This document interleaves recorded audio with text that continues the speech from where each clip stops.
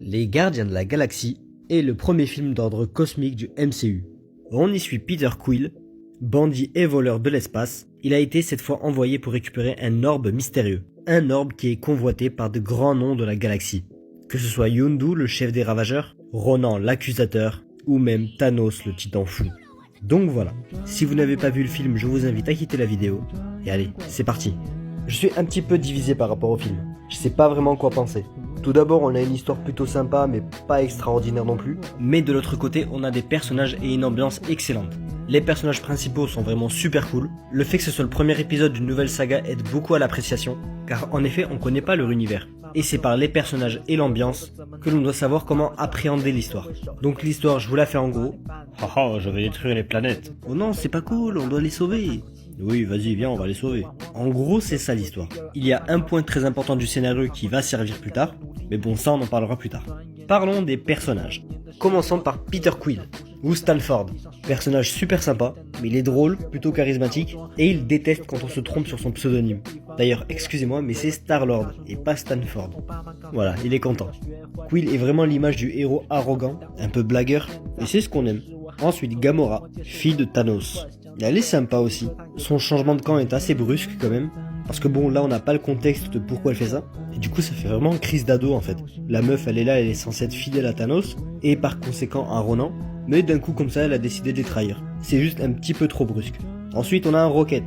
Très cool comme perso. J'ai beaucoup aimé le thème du racisme et de la discrimination qui tourne autour du personnage. On sent vraiment que ça l'affecte et que c'est un sujet super important. Mais on en parlera à la fin de la vidéo. Je s'appelle Groot. Je s'appelle Groot. Je s'appelle Groot. Je s'appelle Groot. Je s'appelle Groot, hein. Je s'appelle Groot. Je s'appelle Groot. Je s'appelle Groot. Ensuite Drax, le cliché du bandit, super violent, énervé et qui veut se venger, mais qui est un peu bébête. Et c'est quelque chose de super intéressant avec le personnage, parce que suivre ses idéaux quand ils sont irréfléchis peut mener à sa perte. Et on le voit très bien avec Ronan. Il a appelé pour se battre contre lui, mais il a bien compris la différence de niveau. Et le danger qu'il a causé surtout. Donc voilà, Drax, seul perso qui a une vraie évolution dans le film. Et voilà. Et d'ailleurs, il est super drôle.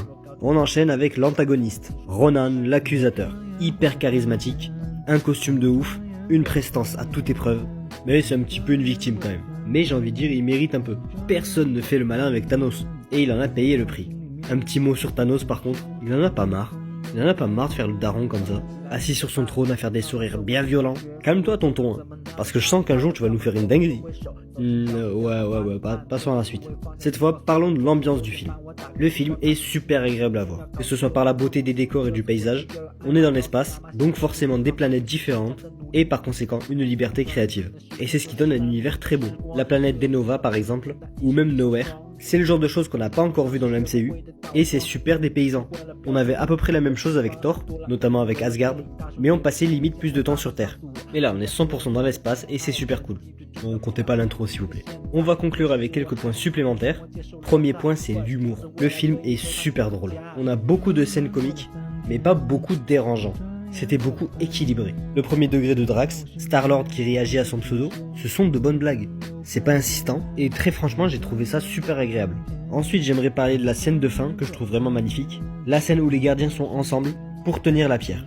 Le fait que leur seul moyen d'exister en tant que héros, ce soit par la destruction, j'ai trouvé que cette image était vraiment belle, et que ça leur permet d'effacer leur passé, et de recommencer une nouvelle vie. Et on le voit littéralement avec Groot. Mais, effacer son passé c'est bien, mais montrez-le nous avant. Parce que le plus gros défaut pour moi, c'est que les personnages principaux sont juste posés là. Star-Lord, bon on sait qu'il vient de la Terre, mais on aura plus d'infos dans la suite. Gamora, c'est la fille de Thanos, il a fait un truc pas bien, mais vous inquiétez pas, on aura plus d'infos dans la suite. Rocket, on a quelques infos, mais on aura peut-être plus d'infos dans la suite. Drax, on a quelques infos, est-ce que quelqu'un a vraiment envie d'avoir des infos sur lui? Je s'appelle Groot, je s'appelle Groot, hein. Je s'appelle Groot, et je s'appelle Groot. Mais bon, même si je chipote, ça n'enlève rien à l'appréciation du film.